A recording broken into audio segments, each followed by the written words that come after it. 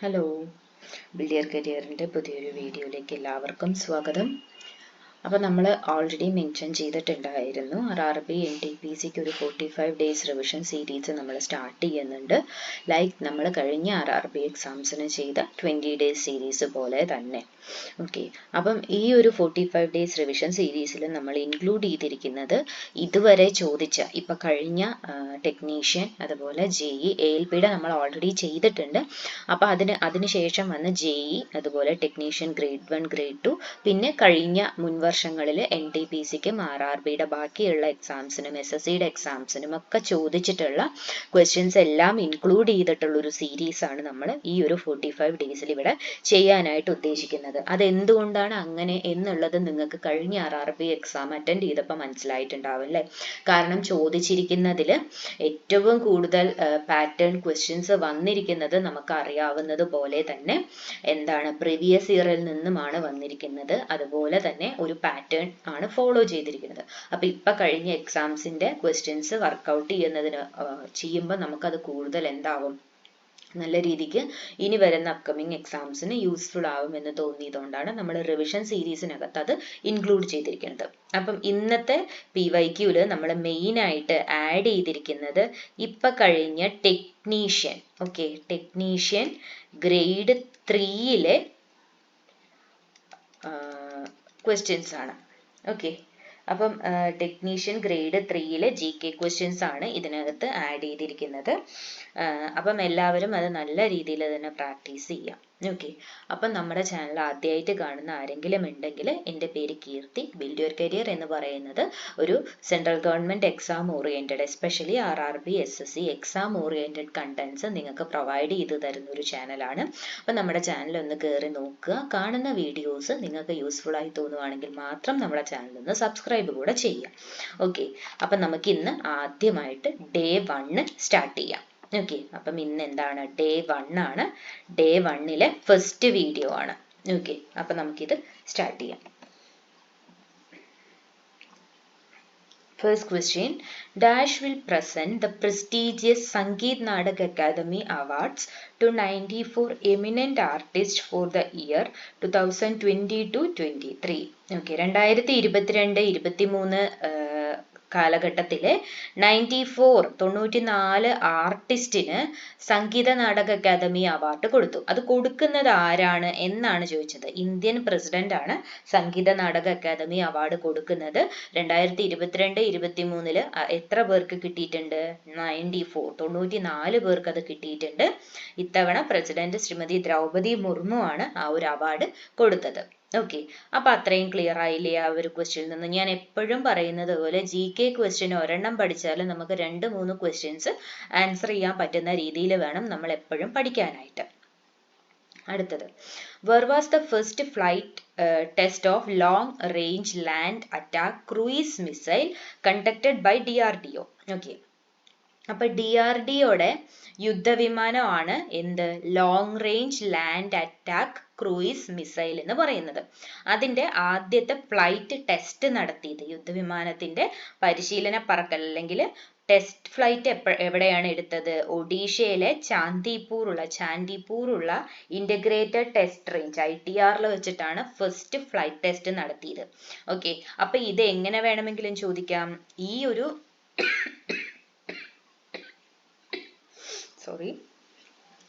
ഒഡീഷയിലെ ചാന്ദിപ്പൂരിൽ നടത്തിയ ആ ഒരു യുദ്ധവിമാനത്തിന്റെ പേരെന്താണെന്നും ചോദിക്കാറുണ്ട്. Long range land attack cruise missile, LRLACM ആണെന്നും ഓർത്തു വെക്കുക. ഓക്കെ, അടുത്തത്, on November 11, 2024, Justice Sanjeev Khanna took oath as Chief Justice of India. 2024 November 11 justice Sanjiv Khanna ഇന്ത്യയുടെ 51ാമത്തെ ചീഫ് ജസ്റ്റിസ് ആയിട്ടാണ് ചുമതല ഏറ്റെടുത്തത്. ഓക്കെ, അപ്പോൾ എന്ത് ചോദിക്കാൻ ചാൻസ് ഉണ്ട്? എത്രാമത്തെ ആണെന്ന് ചോദിക്കാൻ ചാൻസ് ഉണ്ട്. ഇന്ത്യയിലെ 51ാമത്തെ ചീഫ് ജസ്റ്റിസ് ആരാണെന്ന് ചോദിക്കാൻ ചാൻസ് ഉണ്ട്. അദ്ദേഹം ചുമതല ഏറ്റെടുത്ത ദിവസം ചോദിക്കാനുള്ള ചാൻസും ഉണ്ട്. ഓക്കെ, അപ്പോൾ നവംബർ 11, 2024 ഇന്ത്യയുടെ 51ാമത്തെ ചീഫ് ജസ്റ്റിസ് ആയിട്ടാണ് ജസ്റ്റിസ് സഞ്ജീവ് ഖന്ന ചുമതല ഏറ്റെടുത്തത്. ഓക്കെ, അടുത്ത question, which school in Kerala created history by introducing India's first AI powered teacher Iris in 2024? കേരളത്തിലെ ഒരു സ്കൂള്, ഓക്കെ, ഇന്ത്യയിലെ ആദ്യത്തെ AI പവേർഡ് ടീച്ചർ ഇൻട്രൊഡ്യൂസ് ചെയ്തു. AI സപ്പോർട്ട് ചെയ്യുന്ന ടീച്ചറെ ഇൻട്രൊഡ്യൂസ് ചെയ്തു. ആ ടീച്ചറുടെ പേരായിരുന്നു ഐറിസ്. ഓക്കെ, ഏത് സ്കൂളാണത്? KTCT higher secondary school, Trivandrum. ട്രിവാൻഡ്രത്തെ KTCT ഹയർ സെക്കൻഡറി സ്കൂളാണ് ഇന്ത്യയിലെ ആദ്യത്തെ AI powered teacher Iris 2024 introduce ചെയ്തത്. അപ്പോൾ എങ്ങനെ ചോദിക്കാൻ ചാൻസ് ഉണ്ട്? ഇന്ത്യയിൽ ആദ്യത്തെ AI പവേർഡ് ടീച്ചർ ഇൻട്രൊഡ്യൂസ് ചെയ്ത സ്റ്റേറ്റ് ഏതാന്ന് ചോദിക്കും. കേരളയാണ്. സ്കൂള് KTCT ഹയർ സെക്കൻഡറി സ്കൂളാണ്. വർഷം 2024 ആ ടീച്ചറുടെ പേരെന്താന്ന് ചോദിച്ചാൽ അത് ഐറിസ് എന്നാണ്. ഓക്കെ, അപ്പൊ 1, 2, 3, 4 ക്വസ്റ്റ്യൻസ് ഇതിനകത്തു നിന്ന് തന്നെ വരാനുള്ള ചാൻസ് ഉണ്ട്. അപ്പൊ ആ 4 രീതിയിലും ഇത് പഠിച്ചു വെക്കുക. അടുത്തത്, who is the author of a game of 2 halves, the story of the golden era of an Indian club football? Okay, അപ്പോൾ ഋഷവ് റേ എഴുതിയ ബുക്കാണ് a game of 2 halves, the story of the golden era of Indian club football. Rishav Ray ആണ് ആ ഒരു book എഴുതിയത്. ഇതിൽ നിന്ന് പ്രത്യേകിച്ച് വ്യത്യാസമൊന്നുമില്ല. ഒന്നുകിൽ ഓഥറിന്റെ പേര് തന്നിട്ട് ബുക്ക് ചോദിക്കും, അല്ലെങ്കിൽ ബുക്കിന്റെ നെയിം തന്നിട്ട് ഓഥറിനെ ചോദിക്കും. ഓക്കെ, അപ്പൊ ഇതിൽ നിന്ന് നോക്കി 5 ക്വസ്റ്റ്യൻസും ക്ലിയർ ആയിട്ടുണ്ട് എന്ന് വിചാരിക്കുന്നു. നമ്മൾ ഓൾമോസ്റ്റ് 5 ക്വസ്റ്റ്യൻ ആണ് പഠിച്ചത് എന്നുണ്ടെങ്കിലും 10ൽ കൂടുതൽ ക്വസ്റ്റ്യൻസ് വരാൻ എങ്ങനെയൊക്കെ പാറ്റേണിൽ വരും എന്നുള്ള കാര്യം ഡിസ്കസ് ചെയ്തിട്ടുണ്ട്. അതെല്ലാവർക്കും മനസ്സിലായി എന്ന് വിചാരിക്കുന്നു. നമുക്ക് അടുത്ത സെറ്റിലേക്ക് പോവാം. അപ്പം ഞാനിപ്പോ ഇവിടെ ഇതിങ്ങനെ കുറച്ച് കാര്യങ്ങൾ പറയണമെന്ന് ഉള്ളൂ. അപ്പം ഇതല്ലാണ്ട് നിങ്ങൾക്ക് പ്രത്യേകമായിട്ട് എന്തെങ്കിലും വേണം എന്നുണ്ടെങ്കിൽ അതുകൂടെ മെൻഷൻ ചെയ്ത് കഴിഞ്ഞാൽ ആ ടോപ്പിക്കും ഇൻക്ലൂഡ് ചെയ്യണതിന് ബുദ്ധിമുട്ടൊന്നുമില്ല കേട്ടോ. അപ്പം ഇത് ഞാനിപ്പോൾ ഇവിടെ എടുക്കുന്ന ക്ലാസ്സുകൾ അല്ലാണ്ട് വേറെ എന്തെങ്കിലും ടോപ്പിക്കുകൾ നിങ്ങൾക്ക് വേണമെന്നുണ്ടെങ്കിലും പറഞ്ഞാൽ മതി. എന്നെ കൊണ്ടാവുന്ന രീതിയിൽ ഞാനത് ചെയ്തു തരാം. അടുത്തത്, in the 2023-2024 session Mumbai defeated Vidarbha to win the 42nd Ranji Trophy title. Okay, അപ്പൊ എന്താണ് പറഞ്ഞത്? 2023-24 42ാമത് രഞ്ജി ട്രോഫി ആണ് നടന്നത് അല്ലെ. എത്രാമത്തെയാണെന്ന് ചോദിക്കും. 42ാമത് രഞ്ജി ട്രോഫി മത്സരമാണ് നടന്നത്. അവിടെ ജയിച്ചത് ആരായിരുന്നു? മുംബൈ ആണ്. ആരെയാണ് തോൽപ്പിച്ചത്? വിദർഭയെയാണ് ഡിഫീറ്റ് ചെയ്തത്. അപ്പൊ വരാൻ ചാൻസ് ഉള്ളത് എത്രാമത്തെ രഞ്ജി ട്രോഫി ആണെന്ന് ചോദിക്കും.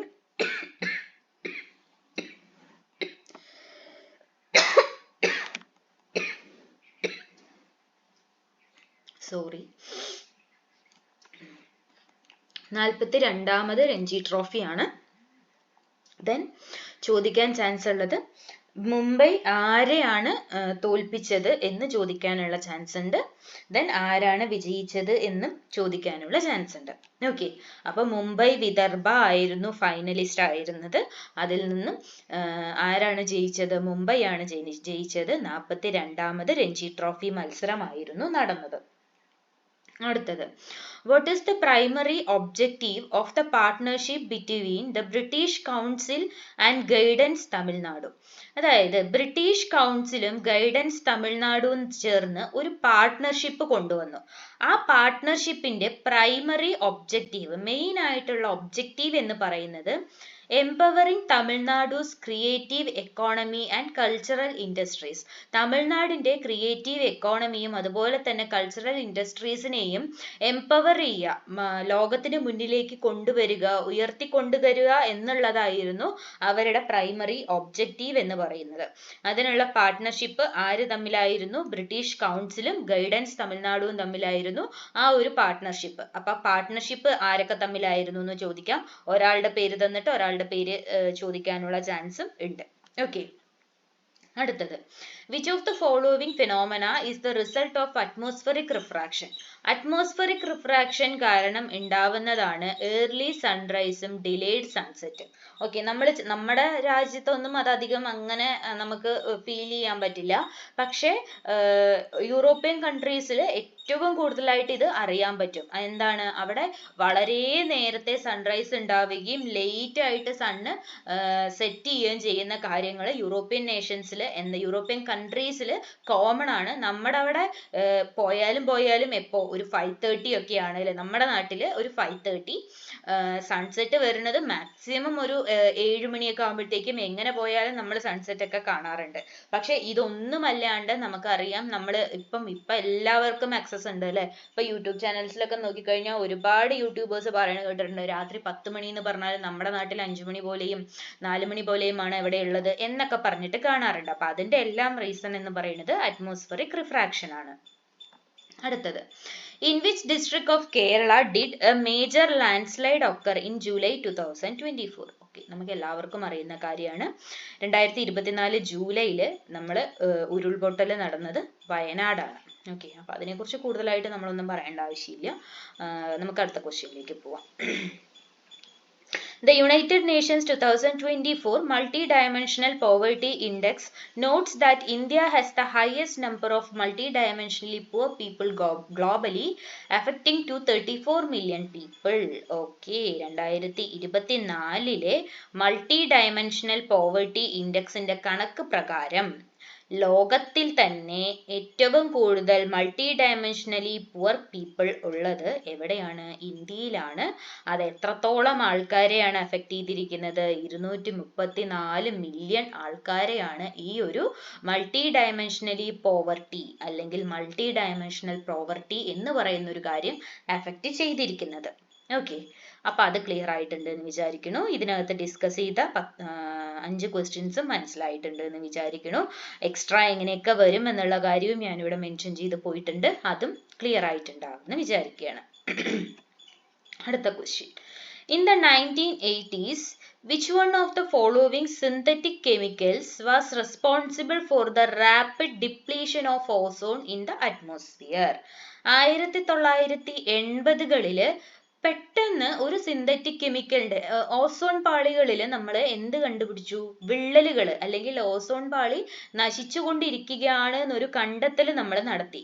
അതിന്റെ റീസൺ ആയിട്ട് നമുക്ക് മനസ്സിലായ ഒരു കാര്യം, ഒരു സിന്തറ്റിക് കെമിക്കൽ ആണ് അതിന് റെസ്പോൺസിബിൾ.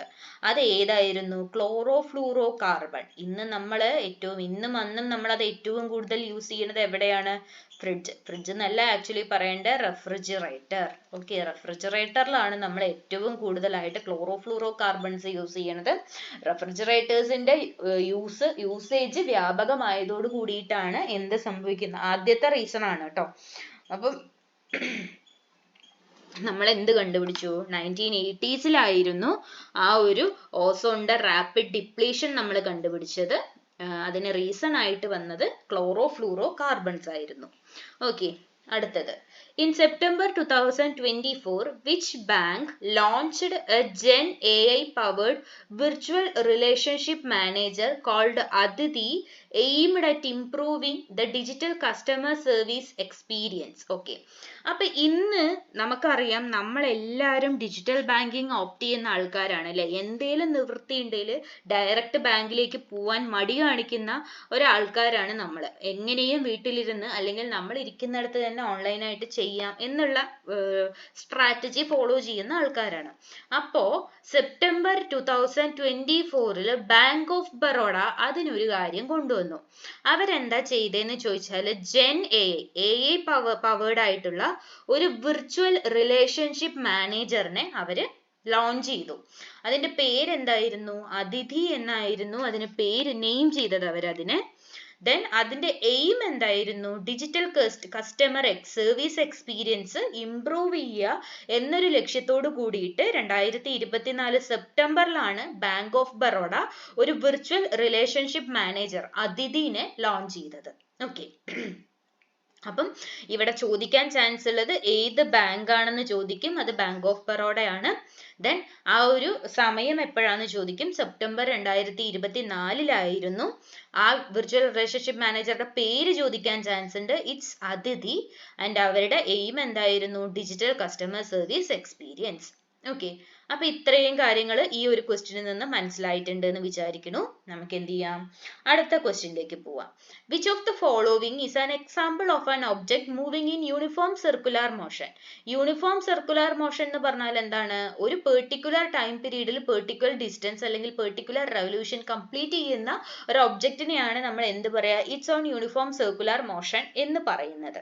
ഓക്കെ, അപ്പൊ അതിന് ബെസ്റ്റ് എക്സാമ്പിൾ ആണ് A satellite in A circular orbit around the earth. ഭൂമിക്ക് ചുറ്റും ഗ്രഹണം നടത്തുന്ന അല്ലെങ്കിൽ ഭൂമിയെ വലം വെക്കുന്ന, ഓർബിറ്റിൽ കൂടെ ഭൂമിയെ വലം വെക്കുന്ന സാറ്റലൈറ്റ് ആണ് അതിന് ബെസ്റ്റ് ആയിട്ടുള്ള എക്സാമ്പിൾ എന്ന് പറയുന്നത്. ഓക്കെ, അപ്പൊ നമുക്ക് അടുത്ത ക്വസ്റ്റ്യനിലേക്ക് പോവാം. In September 2024 India won its first double team gold at the chess olympiad in which of the following countries?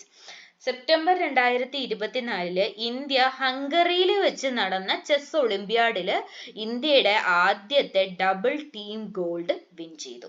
Okay, September 2024 ഹംഗറിയിൽ വെച്ച് നടന്ന ചെസ് ഒളിമ്പ്യാഡില് ഇന്ത്യക്ക് എന്താ കിട്ടിയത്? ഇന്ത്യയിലെ ആദ്യത്തെ ഡബിൾ ടീം ഗോൾഡ് വിൻ ചെയ്തു. ഓക്കെ, അടുത്തത് which of the following metals is found in free state in earth's crust? ഭൂമിയുടെ പ്രതലത്തില് ഫ്രീ സ്റ്റേറ്റിൽ കാണുന്ന മെറ്റൽ ഏതാണെന്നാണ് ചോദിച്ചിരിക്കുന്നത്. ഗോൾഡ്, സിൽവർ, പ്ലാറ്റിനം, കോപ്പർ ഒക്കെ എന്താണ്? ഫ്രീ സ്റ്റേറ്റിൽ കാണപ്പെടുന്ന മെറ്റൽസ് ആണ്. ഗോൾഡ്, സിൽവർ, പ്ലാറ്റിനം, കോപ്പർ ഒക്കെ എന്താണ്? ഫ്രീ സ്റ്റേറ്റിൽ ഭൂമിയുടെ പ്രതലത്തിൽ കാണപ്പെടുന്ന മെറ്റൽസ് ആണ്.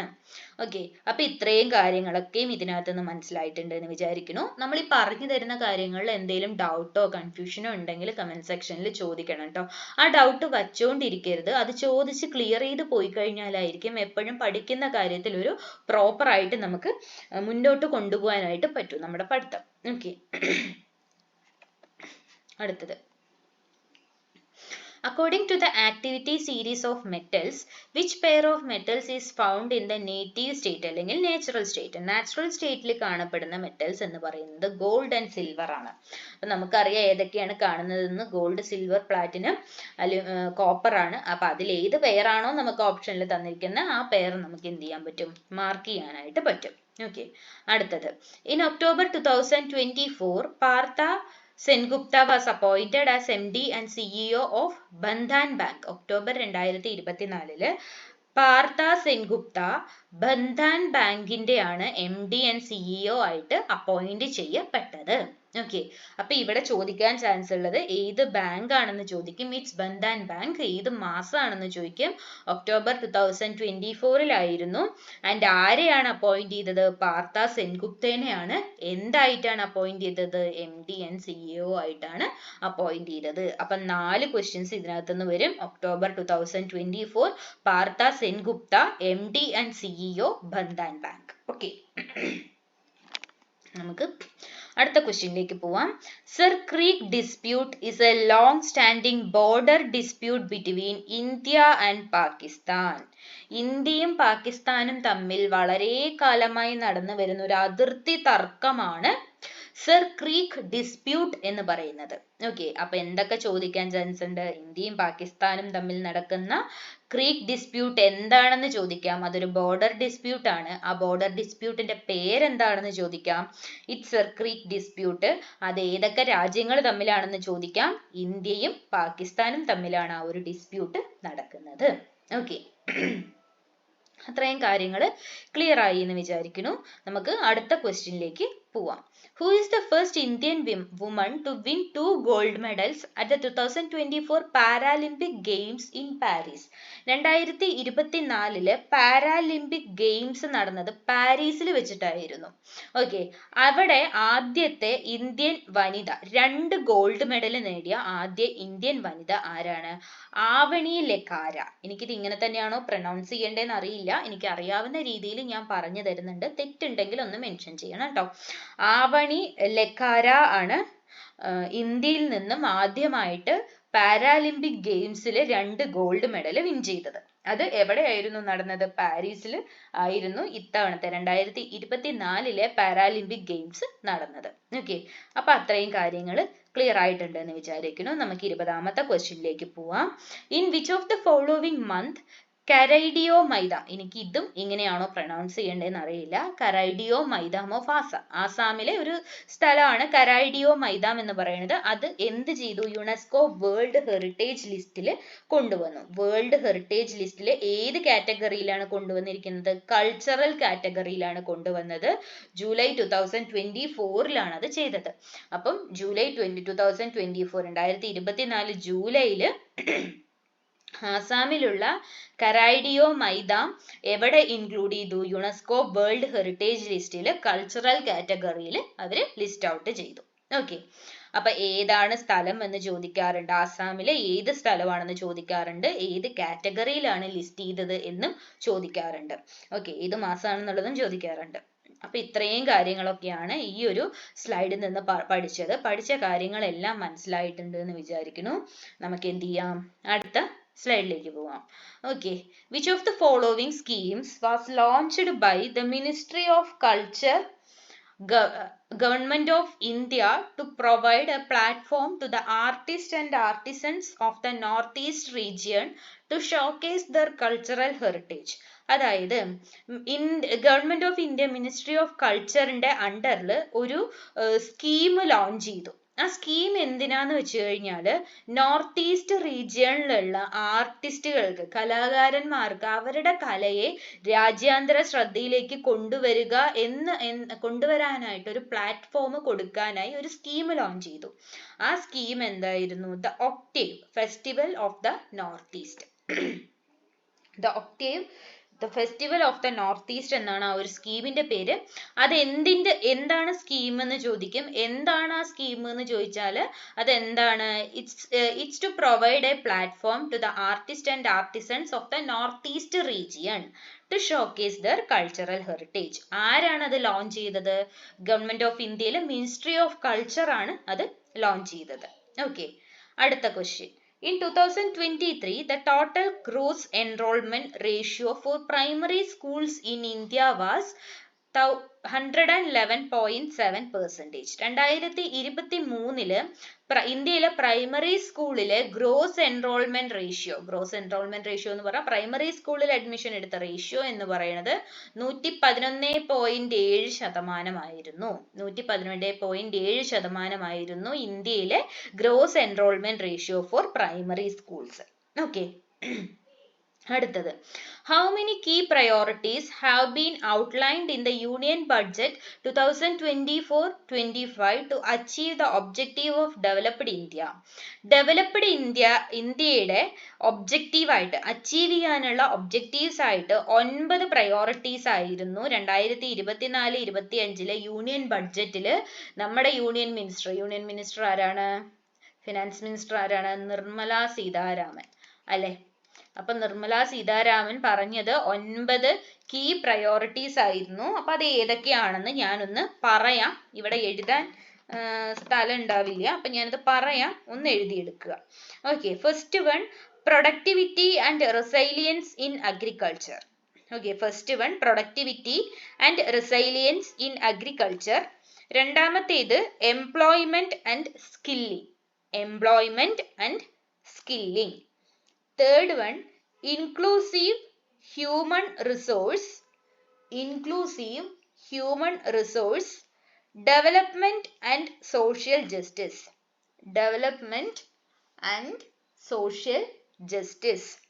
Inclusive human resource development and social justice. നാലാമത്തേത് മാനുഫാക്ചറിംഗ് ആൻഡ്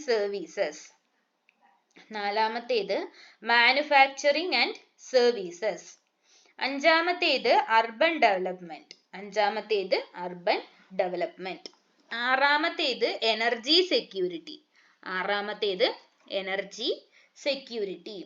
ഏഴാമത്തേത് ഇൻഫ്രാസ്ട്രക്ചർ. ഏഴാമത് വരുന്നത് ഇൻഫ്രാസ്ട്രക്ചർ ആണ്. എട്ടാമത്തേത് innovation, research and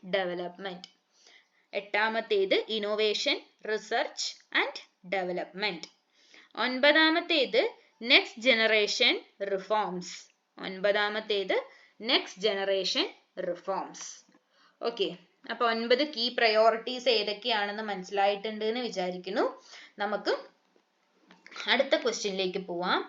To achieve its target of becoming net carbon zero by 2035, Reliance Industries plans to replace transportation fuels with. അതായത് 2035 കൂടിയിട്ട് carbon zero ആവാൻ, കാർബണിന്റെ usage zero ആവാനായിട്ട് Reliance industries എന്താണ് ചെയ്തത് എന്നറിയോ?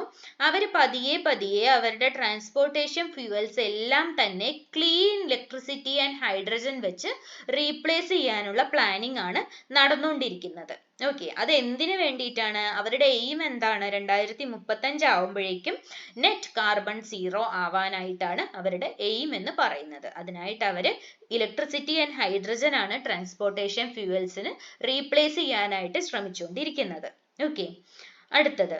In August 2024, biochemist Govindarajan Padmanabhan was awarded which of the following awards? 2024 ഓഗസ്റ്റില് Vigyan Ratna award കിട്ടിയ biochemist ആണ് ഗോവിന്ദരാജൻ പത്മനാഭൻ. അപ്പൊ ആർക്കാണ് കിട്ടിയതെന്ന് ചോദിക്കാം, എപ്പോഴാണ് കിട്ടിയത് എന്ന് ചോദിക്കാം, എന്താണ് കിട്ടിയത് എന്നും ചോദിക്കാം. ഓഗസ്റ്റ് 2024 വിജ്ഞാൻ രത്ന അവാർഡ് കിട്ടിയത് ബയോകെമിസ്റ്റ് ആയിട്ടുള്ള ഗോവിന്ദരാജൻ പത്മനാഭനാണ്. അപ്പൊ അദ്ദേഹം ആരാണെന്ന് ചോദിക്കാം. അദ്ദേഹം എന്താണ്? ഒരു ബയോകെമിസ്റ്റ് ആണ്. ഓക്കെ, അപ്പൊ ഈ പറഞ്ഞു തന്ന കാര്യങ്ങൾ എല്ലാവർക്കും ക്ലിയർ ആയിട്ടുണ്ട് എന്ന് വിചാരിക്കുന്നു. അപ്പൊ എല്ലാം മനസ്സിലായി. 25 ക്വസ്റ്റ്യൻസ് ആണ് നമ്മൾ ഡിസ്കസ് ചെയ്തത്. ഞാൻ ആദ്യം പറഞ്ഞതുപോലെ തന്നെ ഇപ്പൊ കഴിഞ്ഞ ടെക്നീഷ്യൻ ഗ്രേഡ് 3 എക്സാമിൽ ചോദിച്ചിട്ടുള്ള ഇമ്പോർട്ടന്റ് ആയിട്ടുള്ള ക്വസ്റ്റ്യൻസ് ആണ് നമ്മൾ ഇവിടെ ഡിസ്കസ് ചെയ്തത്. ഇനി വരുന്ന ഗ്രൂപ്പ് ഡിക്കും NTPCക്കും അതുപോലെ തന്നെ SSCയുടെ എക്സാംസിനും ഒക്കെ ഈ ഒരു ക്വസ്റ്റ്യൻസ് യൂസ്ഫുൾ ആയിരിക്കും. കാരണം ഇപ്പൊ കഴിഞ്ഞ എക്സാംസ് വെച്ച് നോക്കുമ്പോൾ ഓൾമോസ്റ്റ് ഒരു 2022 മുതലുള്ള കാര്യങ്ങൾ കറണ്ട് അഫയേഴ്സ് ഇൻക്ലൂഡ് ചെയ്ത് അവർ ചോദിച്ചിട്ടുണ്ട്. അപ്പൊ ഉറപ്പായിട്ടും ഇപ്പൊ ഇനി വരുന്ന NTPC എന്ന് പറഞ്ഞാൽ 2025 നടക്കാൻ പോകുന്ന എക്സാംസ് ആണ്. അപ്പൊ എന്തായാലും 2023 ഇങ്ങോട്ടേക്കുള്ള കാര്യങ്ങളെല്ലാം ചോദിക്കാൻ ചാൻസ് ഉണ്ട്. സോ ഇതിലെ ഓരോ ക്വസ്റ്റ്യൻസും ഇമ്പോർട്ടന്റ് ആണ്. ഈ രീതിയിൽ അല്ലെങ്കിൽ വേറൊരു രീതിയിൽ എന്തായാലും ഈ പറയുന്ന ക്വസ്റ്റ്യൻസ് എല്ലാം വരാനുള്ള ചാൻസും നമ്മൾ കാണുന്നുണ്ട്. ഓക്കെ, അപ്പോൾ നമ്മുടെ ഫസ്റ്റ് വീഡിയോ ആണ് 45 ഡേയ്സ് റിവിഷൻ സീരീസിൽ. ഇത് നല്ല രീതിയിൽ തന്നെ നിങ്ങൾ നമ്മളോടൊപ്പം തന്നെ നിൽക്കുക. നമ്മൾ ബാക്കിയുള്ള ക്വസ്റ്റ്യൻസും കാര്യങ്ങളും ഒക്കെ ആയിട്ട് അടുത്ത വീഡിയോസുമായിട്ട് കാണാം. അതുവരേക്കും താങ്ക് യു.